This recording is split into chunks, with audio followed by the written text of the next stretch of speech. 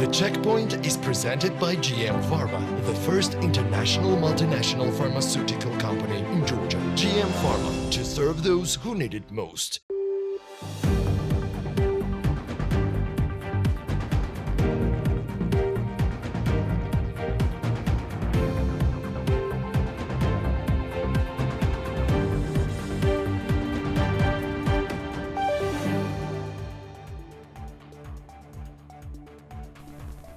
Last week began with another episode of vendetta. Businessman Giorgi Botchorishvili was beaten in Gldani Penitentiary. He is currently receiving treatment in the prison hospital. Why out of 10,000 inmates Botchorishvili was specifically targeted is under investigation.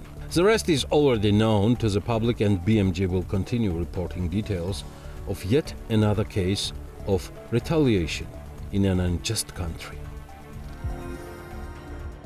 Irakli Kobakhidze has reportedly taken the suicide attempt of Tornike Rizhvadze, former chairman of the Autonomous Republic of Adjara, under his personal supervision. Since Rizhvadze was transferred to a Turkish clinic for treatment, there has been little news about his condition, nor has anyone clarified whether the note allegedly found belonged to him or if it's another fabrication by the united opposition and the so-called deep state.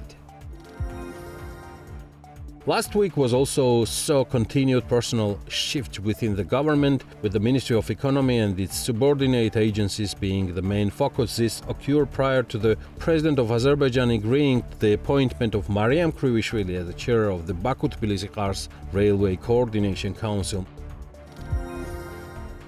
Meanwhile, heads of major state-owned companies were replaced and new ones appointed. It's evident that this reshuffling will continue through the summer and will deepen alongside anti-corruption efforts, both within the economic team and beyond. Robin Dunnigan, the US ambassador to Georgia, is leaving her post, and in her farewell address she emphasized that Georgia belongs in the family of Western democracies.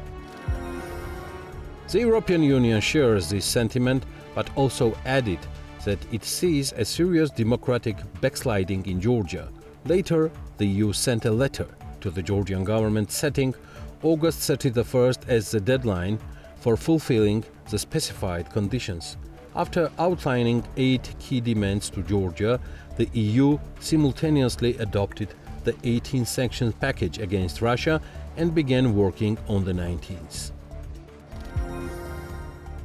The issue of replacing dilapidated housing became relevant again last week, following yet another tragedy. The collapse of a deteriorating wall near Station Square in Tbilisi killed 2 people. Amid potential EU sanctions, which could include removal from the SWIFT system, some of Georgia's most foresighted economic officials turned to China. The head of China's cross-border interbanking payment system, CIPS, was scheduled to visit Tbilisi. National Bank economists known for steering Georgia's leading financial system closer to China dismissed this as disinformation. Meanwhile, the National Bank concluded, based on a clear survey, that inflation expectations increased in June compared to May. No reasons were given. Weather can't be blamed either. June and early July had great weather. If heat is the reason, one can only imagine where expectations might go in the coming months, when temperatures soar past 35 up to Celsius. Last week saw continued crackdowns on call centers and individuals involved in corrupt deals over the past 13 years. Some belting states added more Georgian citizens to their sanctions list. No new updates emerged regarding the Basis Bank-Liberty Bank merger. The process is ongoing. Meanwhile, many businesses and their owners in Georgia are considering relocation, setting up alternatives either in fragmented Europe or even in the Gulf states. While the National Bank is still reviewing the concentration between the third and the fourth largest banks in Georgia, it was confirmed that GEFA is acquiring the local representation of Humana. The competition agency has approved the deal. Toward the end of the week, a strong message came from Europe. Georgia cannot join the EU as long as its current government continues down an authoritarian path. This statement was published on the official X page of the European Parliament. The European Parliament stands with the Georgian people. We do not recognize the current government and declare that the country's EU accession process is effectively frozen until free and fair elections are held. The statement reads. This is The Checkpoints. I'm Elena Quantilashvili, author and the host of the show, and the Checkpoints team is ready to sum up Business and Economics Week for you.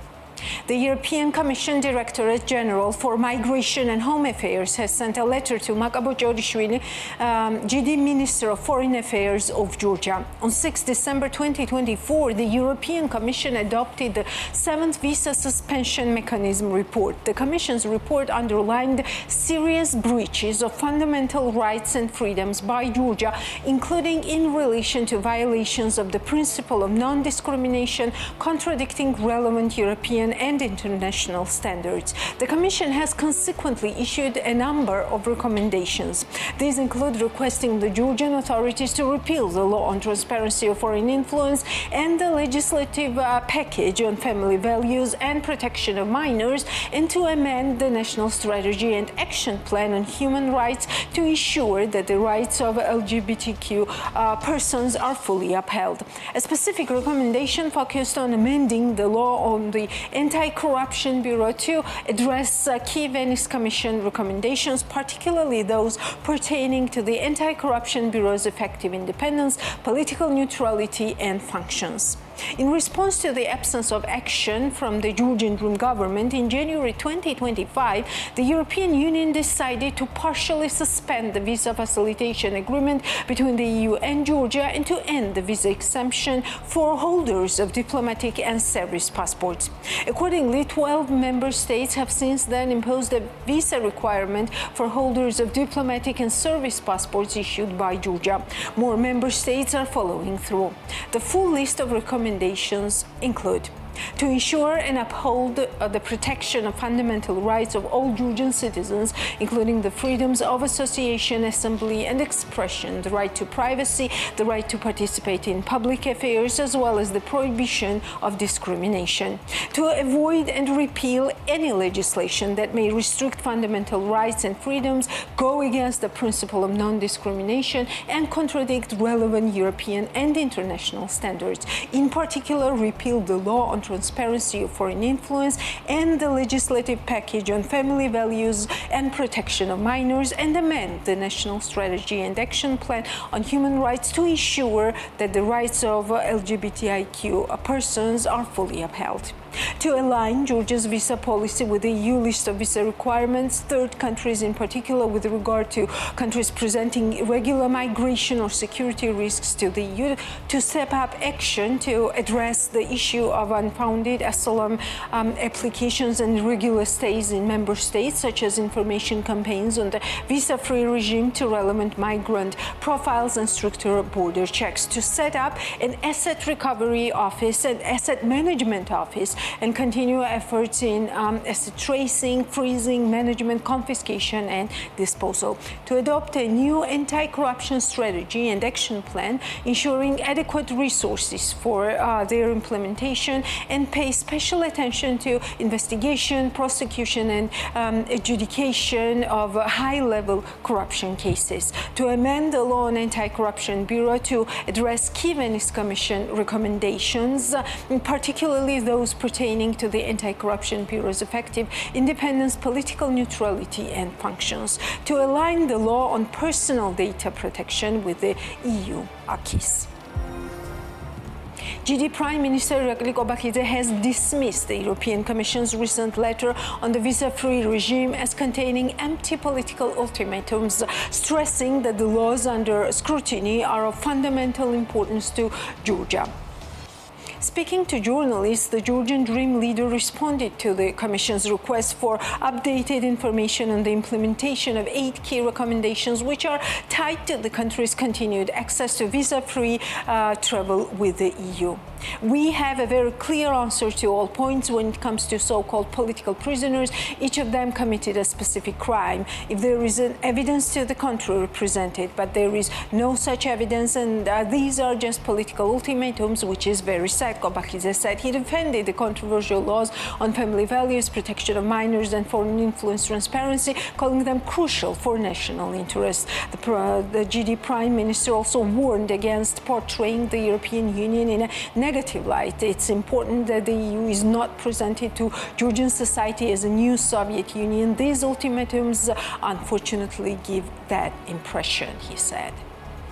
German ambassador to Georgia, Peter Fischer, has reaffirmed that the international community, including Germany, is prepared to continue using sanctions in response to human rights violations. The ambassador emphasized that international commitments bind Georgia, and if these are violated, sanctions remain a valid tool. He stressed that such measures have already been used in the past and will be applied again if necessary. Fischer also commented on recent legislation in Georgia that, according to him, restricts civil society and minority rights and conflicts with the principles of the EU visa-free regime. Fischer's remarks come amid growing concerns from the EU and Western allies over democratic backsliding and civil rights issues in Georgia.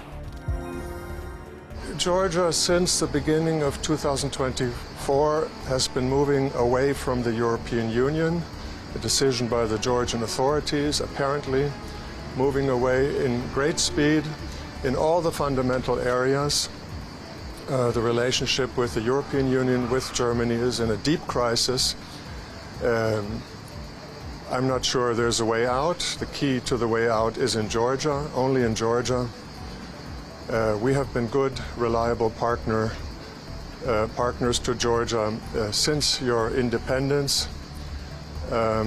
We would like to continue. But only if Georgia wants to be a good partner to us as well. Visa-free privileges are a privilege. They depend on certain conditions, and the European Commission has now asked Georgia whether those conditions are still met. And we will see what the responses of the Georgian authorities, and we will take the necessary consequences. Georgia knows exactly what it needs to do. The European Union is governed in writing. Everything has been written many times. There are laws that have been passed which are repressive of civil society, that are not in conformity with the visa-free regime. There are laws that have been passed here that are repressive of minorities, that are not in conformity, and I believe that's the main content of the letter. We've been good partners to Georgia for over 30 years. We don't want sanctions. We do apply sanctions globally based on universal human rights standards and human rights agreements that Georgia has signed. United Nations, Council of Europe, human rights charters. And we have applied sanctions for human rights violations, and we will do so in the future if necessary.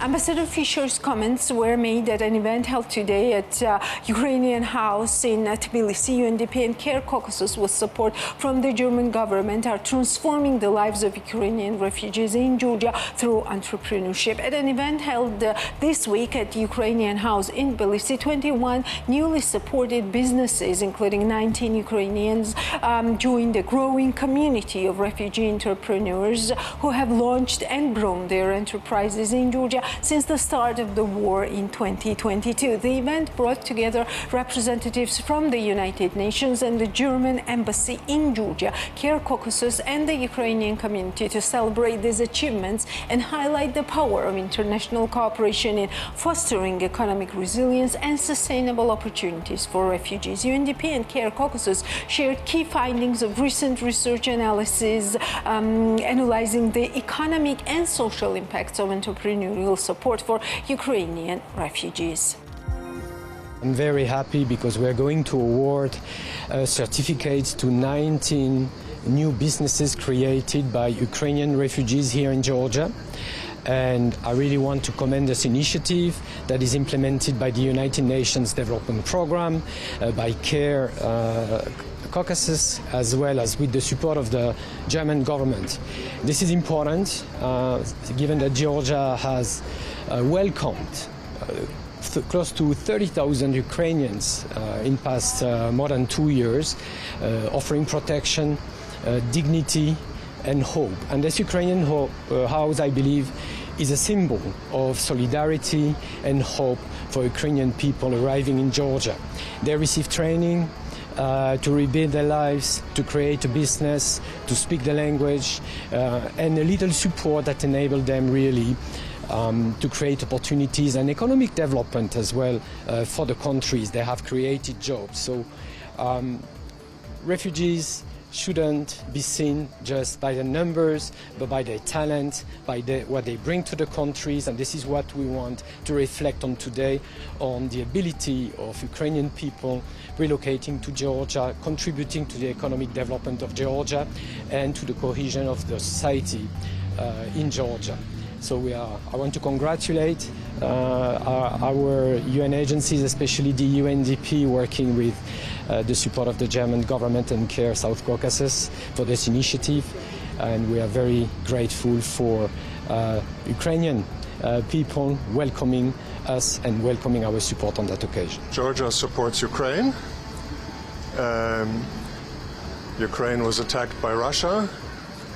That's an attack on the post-World War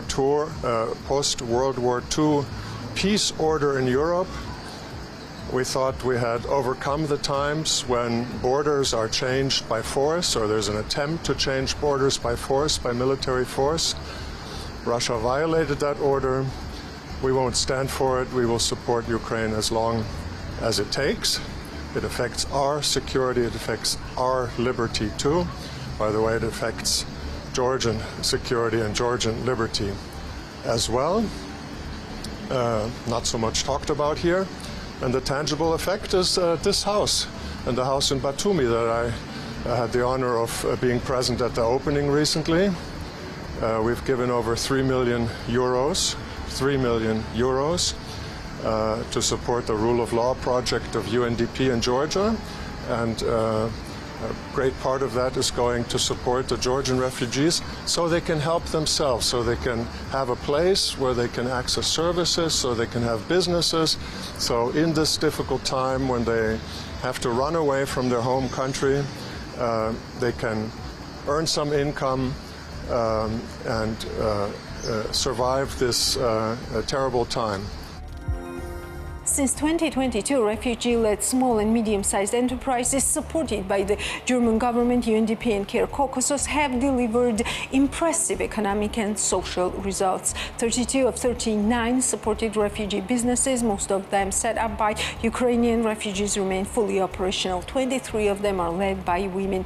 Over roughly 16 months, these enterprises generated 8.4 million lari in income and 2 million lari in profit, achieving an average profit margin of 50%. With a total grant investment of 371,000 lari approximately, the supported businesses achieved a remarkable 552% return on investment.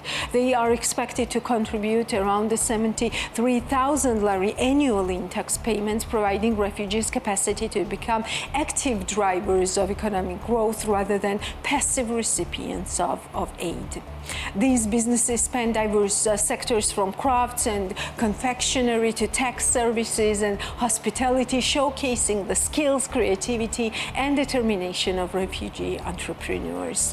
The project's broader approach, which combines financial support with membership, business training, and language development, has helped refugees rebuild their lives with dignity, resilience, and hope for the future.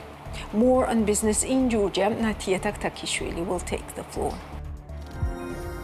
GT Motors, the official distributor of several global vehicle brands in Georgia, reports a significant 30% increase in new car sales during the first 6 months of 2025, reflecting growing consumer demand, especially in the premium and eco-friendly segments. The company shared the data with BMW, noting that the rise in demand extends across both traditional and electric vehicles, with a powerful performance in luxury car sales. The first half of 2025 was quite successful for GT Motors. Demand for new cars has increased, and as a result, our overall sales has grown by approximately 30% compared to the same period last year, said Tamuna Diasamidze, head of sales at GT Motors. A large portion of the sales is driven by trading activity. Many of our existing customers are exchanging their current vehicles for models from our new showroom.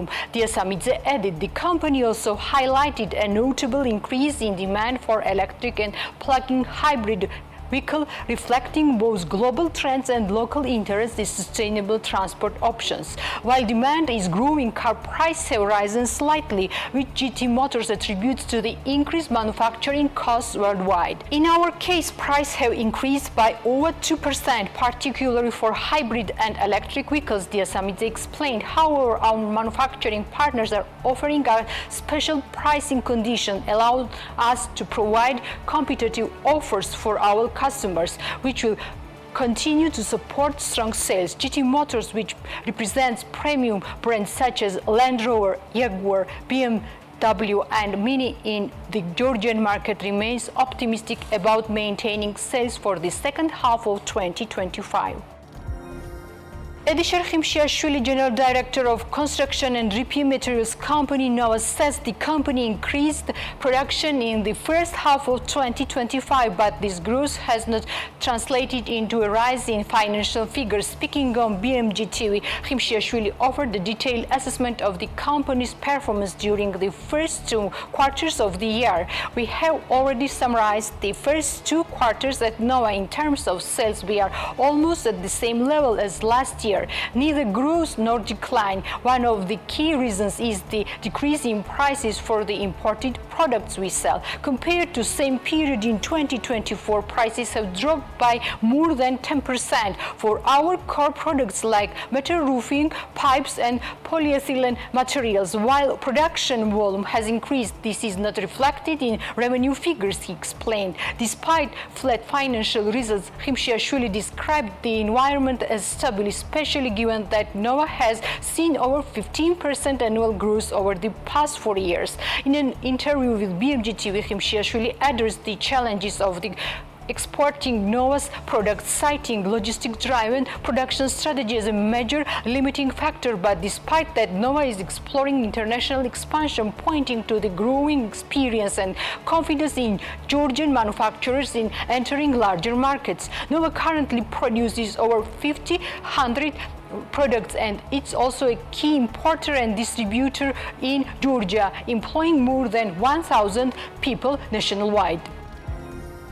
Hotel Coliseum Marina, located in Batumi, met the summer season with promising occupancy rate, but geopolitical tension in the Middle East temporarily impacted bookings. According to hotel director Niko Shekilashvili, the conflict between Israel and Iran caused noticeable dip in reservations, particularly among Israeli tourists who typically make up a significant portion of the hotel's foreign customers.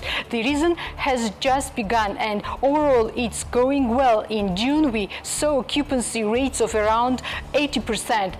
July started even stronger, but when the Israel-Iran conflict escalated, many Israeli groups canceled their stays. That brought our numbers down somewhat, Shekilashvili told BMWG. Fortunately, we are seeing a gradual rebound now. Some guests have returned, although not all. We still don't have an exact forecast for the full month. Despite the drop in international guests during the conflict, the hotel has remained relatively active thanks to its domestic base. About 60% of our vacationers are locals, Shekilashvili noted. Among foreign visitors, the majority are from Israel, followed by Russia and Arabs. As for pricing, Coliseum Marina has made only modest adjustment this year. We increased our prices slightly, mainly due to food-related costs, he said. Overall, the change is around 10%. Coliseum Marina is a 5-star hotel distinguished with a prime seaside location in western part of Batumi with beach area and highly developed modern infrastructure. The 10-story hotel consists of 101 comfortable guest rooms. Georgia's balneological tourist sector is feeling the tension as shifts in visitors' demographics impact demand for regional and health-focused travel. According to Andro Gishgariani, founder and director of Legends Galtubos Paris, 2025 has started with considerable challenges for the industry. The Georgian tourist segment has changed, Gishgariani told BMWG. Citizens from countries currently dominating our visitor flows, such as those from the Gulf region, India, to some extent China, show no interest in regional medical or wellness tourism. Compounding the issue is the lack of targeted marketing in the markets to promote Georgia's balneological offerings. Although Georgia has seen overall statistical increase in tourist numbers, Gishgariani urges this growth has not translated into tangible benefits for the health tourist sector. With limited awareness among the visitors and no specialist campaigns highlighted the country's wellness research establishments like Legends Galtubos Paris are being forced to fill the gap through self-promotion. External factors have also played a role in the downturn. The closure of Georgia's land borders with Azerbaijan since 2020, also with geopolitical tension in Israel, have significantly reduced traffic to Zaltubo. Faced with these realities, Legends Galtubos Paris is adapting by diversifying its services and targeting broader tourist segments. Gishgariani emphasized the importance of ongoing investment and innovations. Without constant updates, the hotel becomes outdated and even our most loyal customers lose interest. But we are not stopping and we don't plan to. In this business, there is no alternative to development. Looking ahead, Legends Galtubos Paris anticipates an increase in bookings starting July 15, with projected occupancy exceeding 80% during the peak summer months of July and August. With 135 rooms, the complex now features 40 family rooms, a swimming pool, and an 80-hectare park. Soon, a modern aquapark with 4 large water slides will be added to the complex. Eka Jalagonia, founder of traditional restaurant Megruli Sakhli, has voiced concern about the cultural disconnect between Georgia's culinary identity and preferences of a growing segment of tourists from Asia. Speaking on the women's narrative, Jalagonia remarked that Asia tourists show little interest in experiencing authentic Georgian cuisine during their visits. While they do order from our Georgian menu, Asia guests always carry their own spices, which they sprinkle over our dishes to match their taste. It's clear that Georgian cuisine is not something they are curious about, said Jalagonia. She emphasized that this trend reflects a broader shift in Georgia's tourist landscape. According to her, the number of European tourists has significantly declined in the post-pandemic period, while the share of visitors from Asia countries such as South Korea, China has grown. We used to work with companies that brought tourists from Italy, Spain, France, and many other European countries. Today, the companies are mostly gone. Instead, we are now hosting travelers from Asia whose budget tend to be much smaller than those of European guests, Jalagonia explained. She also noted that Megruli Sakhli continues to host a significant number of tourists from post-Soviet countries, including Kazakhstan, Ukraine. However, the restaurant maintains a strict policy when it comes to large tourist groups. We don't work with all tourist companies and don't host massive groups. The maximum we accept is 25 or 30 guests at a time, she said. I always have the second part of the restaurant, no matter how empty it is, reserved for Georgian guests. That's unwritten rule of I follow. Megruli Sakhli is a Georgian restaurant that offers exceptional traditional dishes to the customers with two restaurants in Tbilisi located on Atoneli and Botchorishvili Street. The fast food industry in Georgia is facing challenges during this summer, which is related to the workforce shortage and rising costs. Mariam Markhulia, founder of the fast food restaurant Tsitsila, shared her insights in the challenges, highlighting the presence that come with running a high-demand, quality-driven business. Tsitsila, known for its exclusively chicken-based menu, has rapidly gained popularity since opening its first branch a year ago. Located on Kosovo Street in Tbilisi, the restaurant sells around 300 chicken sandwiches and 200 lunchbox daily, numbers that double during promotional periods. Sometimes the demand is so high that we don't have enough human resources to handle it, Markhulia told BMDG. For the Kosovo branch, this volume is already the maximum we can manage under current conditions. Markhulia points that the fast food business, unlike traditional restaurants, must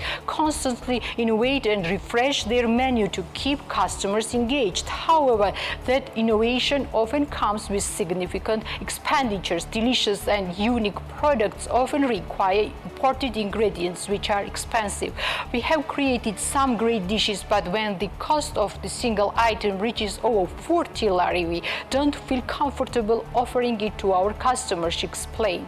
This is one of the reasons we limit the variety. We prefer to maintain affordability without compromising quality. Despite these challenges, the brand continues to grow. Tsitsila currently operates 2 locations in Tbilisi, on Kosovo Street and in Tatsminda Park. The company has also invested in its own production facility where it prepares fresh bread, pastry, sauces and other ingredients for the branches. Boutique hotel Shotorostaveli has begun to recover after the harsh winter season, with occupancy rates rising in the second quarter of 2025. Speaking to BMG TV, the hotel's general manager Nina Chubinidze described the early months of the year as a near collapse for the business, brought on by large-scale political protests. We have been operating for 9 years, and this was the hardest winter we have ever faced. It's better not to even mention the first quarter. Since March, things began to improve. We started rebuilding from the collapse, Chubinidze said. Located on Shevchenko Street with its main entrance from Chichinadze Street, Shotorostaveli is a 55-room boutique hotel positioned in the heart of the capital city, Tbilisi. However, this central location became a problem between November 2024 and February 2025, and prolonged political protests paralyzed the area. We are on a battlefield, Chubinidze recalled, referring to the protests affected winter months that decreased occupancy and led to serious financial strain, including difficulty covering staff salaries. Despite the grim start of the year, the hotel saw positive trends in the second quarter. From April to June, Shotorostaveli was once again able to cover its operational expenses without external assistance. Compared to April last year, our occupancy rate was up to 7%. May also brought strong performances, although it's difficult to compare it to May 2024, said Chubinidze. Located in the heart of Tbilisi, Shotorostaveli boutique hotel can boast a truly distinctive, unique style and concept. Modern, stylish and exclusive design gives this place a special touch of elegance and feeling of comfort and harmony. As of July 2025, Georgia has placed a total of $2.2 billion in Eurobonds on the international financial market, reflecting an increase of $175 million compared to the same period in 2024. The largest single Eurobond issuance over the past year was made by GGU, the parent company of Georgian Water and Power, which is owned by Spanish utility group Aqualia. This bond placement totaled $300 million billion and has a maturity date of July 2029. The state's tech sector accounts for $1 billion of the total Eurobond volume. This includes 500 million USD sovereign Eurobond issued by the Georgian government set to mature in April 2026, a 500 million USD Eurobond issued by Georgian Railway with a maturity date in June 2028. It remains unclear whether the government will refinance the sovereign Eurobond due next year by issuing new debt securities. Further clarification is expecting once the 2026 state budget is submitted. In the private sector, several major corporate issuers have contributed to Georgia's presence in the Eurobond market. TBC Bank Group, USD 375 million, Bank of Georgia Group, USD 300 million, Silknet, USD 300 million, GP, USD 300 million. The National Bank of Georgia reported Tuesday that money transfers into the country reached around 306 million USD in June 2025, marking a 12.2% increase from around $34 million compared to the same period last year. Total remittances for the first half of 2025 amounted to around $2 billion, according to central bank data.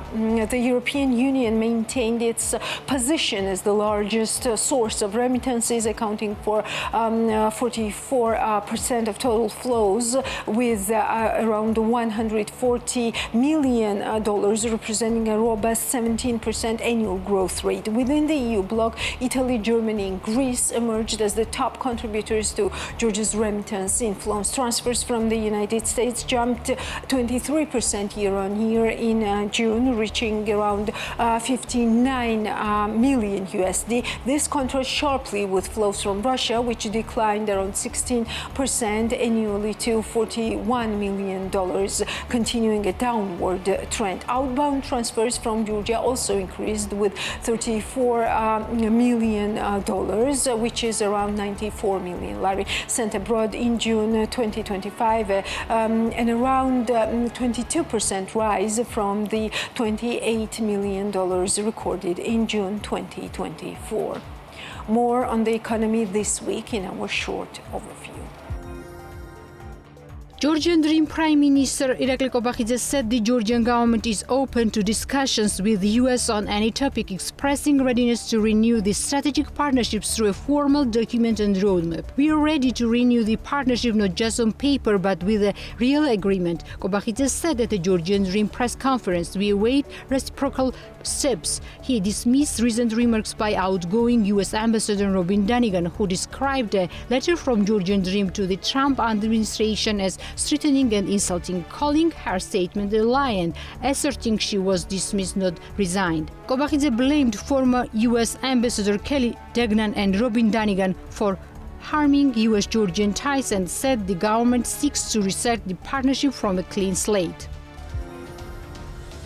Georgia's Finance Minister Botchorishvili met with the World Bank's Transport Practice Manager for Europe and Central Asia to discuss ongoing and future cooperation in transport infrastructure. Talks focus on key investment projects in roads and rail, including the strategic East-West Highway and growing importance of Middle Corridor as a regional transit route. Deputy Finance Minister Ekaterina Guntzadze and World Bank Regional Director Ronald Price also attended the meeting. The World Bank is Georgia's second largest external creditor, with debt totaling $2.17 billion USD as of May 2025. Georgia plans to borrow an additional 132 million lari this year, with total World Bank debt expected to exceed 6.1 billion lari by the year's end. The meeting underscores Georgia's ambitions to become a key transit link between Europe and Asia.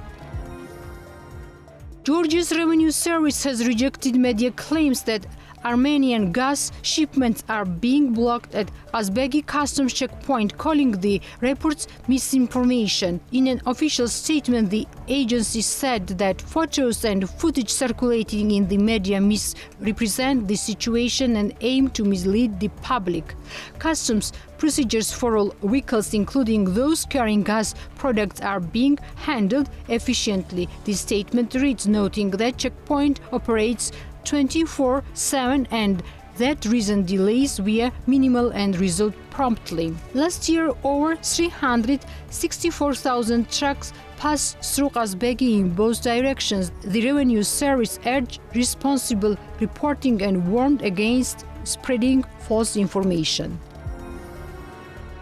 Georgian Minister of Economy Mariam Kurivishvili and Turkey's ambassador to Georgia Ali Khan Orbey recently met to discuss strengthening economic relations between their countries. They reviewed progress in key sectors such as trade, energy, transport, tourism and investments, noting positive growth in exports, imports and tourist exchanges. Both officials outlined plans for closer cooperation, including an upcoming meeting of the Intergovernmental Economic Commission, a visit from Turkey's Trade Minister and Business Forum aimed at boosting private sector collaboration. The ambassador congratulated Kurivishvili on her appointment and expressed optimism about elevating bilateral economic ties through joint government and private sector efforts. This meeting highlighted the ongoing commitment to deepening the strategic partnership between Georgia and Turkey. Rehabilitation of Vaki Park's fountains and cascade system has started with completion slated for spring 2027. Mayor Kakakaladze announced during Wednesday's municipal government session. The comprehensive restoration project will preserve the original visual design while upgrading critical infrastructure. Plans include installing energy-efficient lighting systems, completely renewing drainage, water supply, electrical networks, conducting waterproofing of pools and the cascade, and mounting specification-appropriate pumps. The initial phase focuses on research and detailed engineering design, including through analysis of existing fountains condition and engineering surveys. A mandatory tender requirement stipulated that contractor companies or their employees must possess experience in fountain installation, rehabilitation, and design with EU member states since January 1, 2020. Following the tragedy we experienced, it's important to involve European specialists in this project, Kaladze added.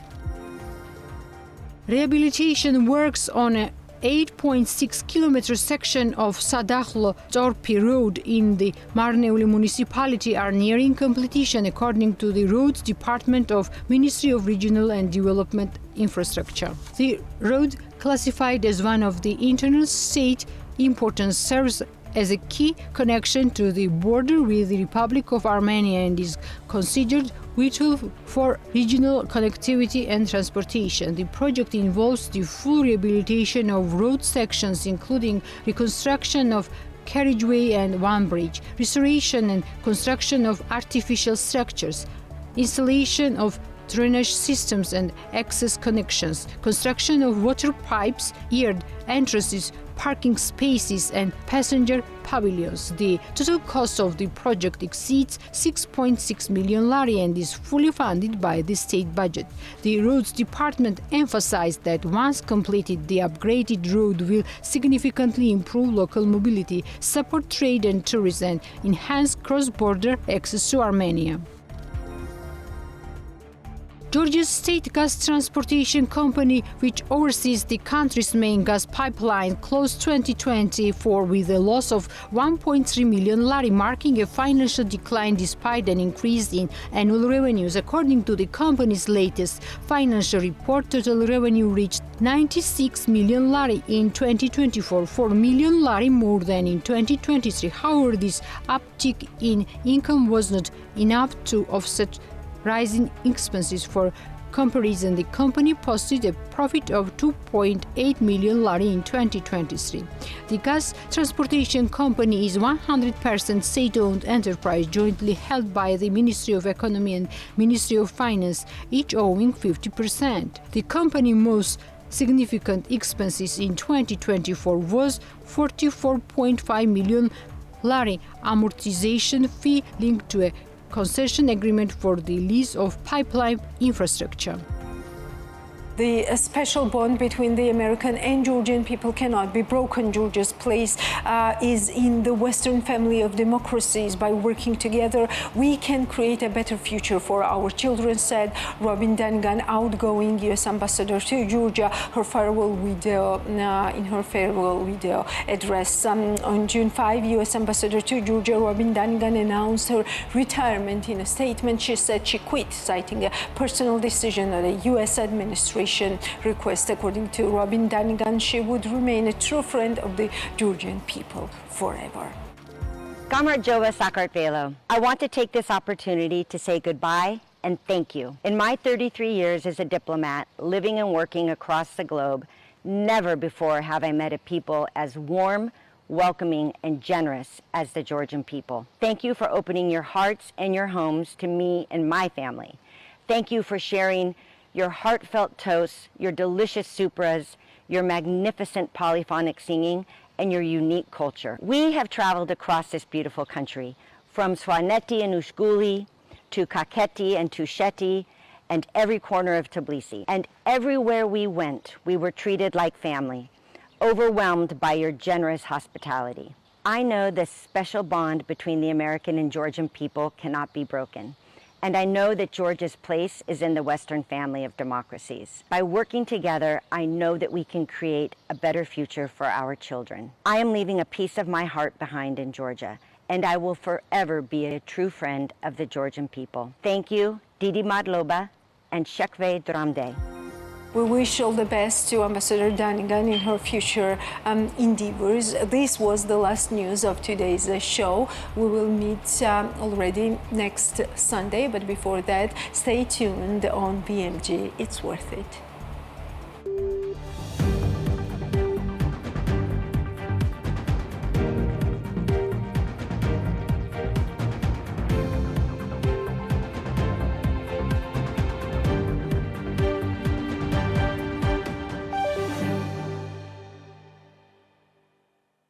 The Checkpoint is presented by GM Pharma, the first international multinational pharmaceutical company in Georgia. GM Pharma, to serve those who need it most.